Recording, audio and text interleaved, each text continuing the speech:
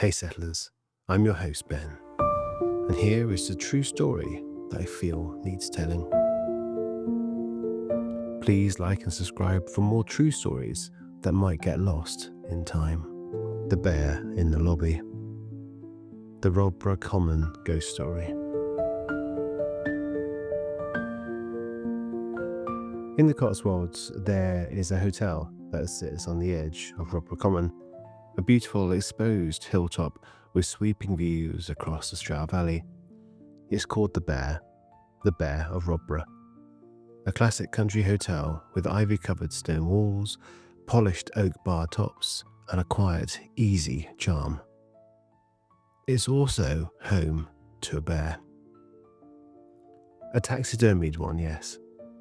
Stuffed, towering, set just to the left of the entrance, like a curious, oversized greeter, always facing the door, always watching. They say it's been there for well over a century. Most guests take a selfie with it.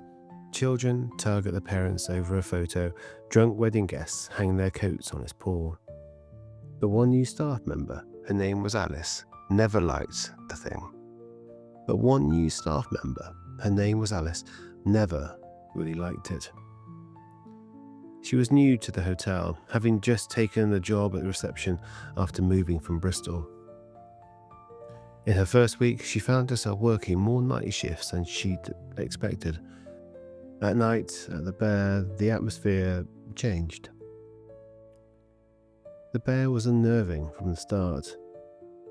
Not in the obvious, oh look, it's a dead animal way. It was just something in its eyes. They seemed too glossy, too awake.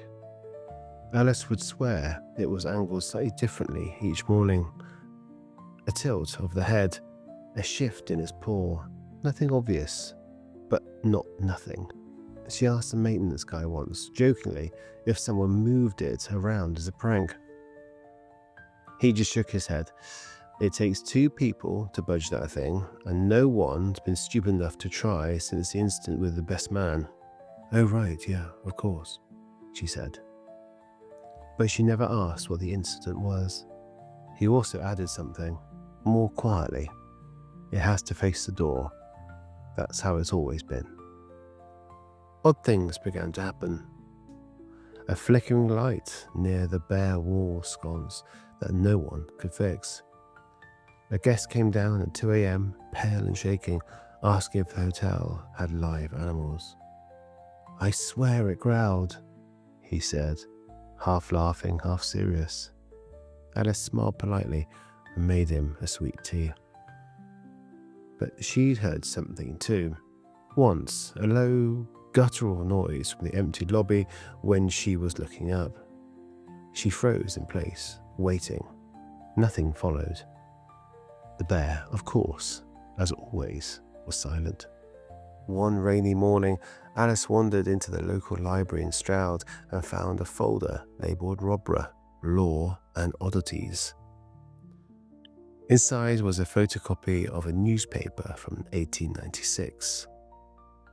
Travelling menagerie loses bear to rage and rum. The article described how a travelling showman had kept a young bear in a cage behind what was then the Rodborough Inn. Drunken soldiers from the barracks taunted the creature until one night it lashed out. One man was mauled. The bear was shot. According to rumour, the innkeeper, perhaps out of guilt, perhaps for novelty, had the bear preserved. And for over 100 years it stood in the same spot. Every attempt to move it, even for cleaning or redecorating, had been met with unexplained setbacks. Plumbing bursts, lost bookings, even one short-circuited the fire alarm. Eventually, inevitably, they stopped trying. 3 weeks into the job, Alice witnessed it firsthand. A guest, a man in his 60s, collapsed in the lobby. It was just before breakfast. She found him sprawled on the rug, eyes wide, breathing fast. The paramedics came quickly. Alice helped gather his things and overheard him whisper and mumble. It moved. It opened its mouth. He checked out the next morning without collecting his belongings. No one else seemed shocked. One of the housekeepers just muttered, "That's the second this year." That night, Alice noticed the bear was not looking at the door. She mentioned it. The duty manager paled, and by morning it had been carefully rotated back. The noises lessened for a while. Alice started having dreams. In them, she stood in the hotel lobby, empty, silent, but the bear was missing. Other times, she'd be face to face with it. Its eyes would follow her. She began to arrive early for shifts in order to watch the CCTV. At 3:14 a.m., the system glitched, seemingly every night, for 30 seconds. When it returned, the bear's shadow on the wall looked wrong, like its arms were lifted, like it had moved. She told herself it was tiredness, stress. Maybe her imagination needed somewhere to go. But she started saying "good morning" to it out loud, just in case. She found out more. Old locals told her the bear had become a kind of hotel mascot over the years. They placed party hats on it for birthdays, wrapped tinsel around its legs at Christmas. But there were other stories too. A staff member in their 70s had broken their leg falling down the stairs after joking about the bear staring at them wrong. A wedding photographer once claimed all his pictures from the lobby were corrupted, only the ones taken near the bear. No one really talked about it, but everyone respected it. But no one ever turned it away from the door. On her last shift before Christmas, Alice stayed late. Everyone else had gone. The hotel was still, silent. She stood in front of the bear and watched it. "What do you want?" she asked quietly. Nothing. Then the faintest sound, a shuffle, like a claw on wood.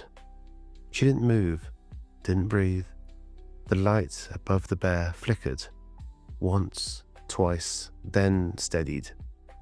Alice backed away, slowly, never taking her eyes off it. But it was enough for her. She handed in her notice 2 days later. These days, Alice returned to Cheltenham. She tells people that she left the job because of the commute, but sometimes in quiet moments she hears a low rumble in her memory. She dreams of black glass eyes, of course, of standing on the common, fog rolling in and a hulking figure in the mist. The bear of Rodborough is still in the lobby today, still staring, still waiting. Some say it's just an old mascot.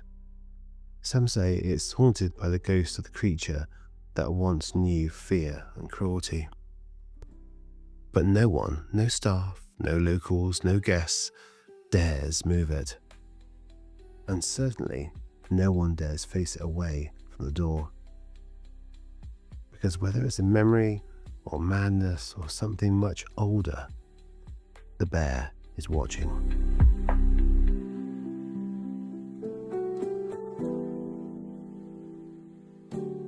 Thank you for staying with me.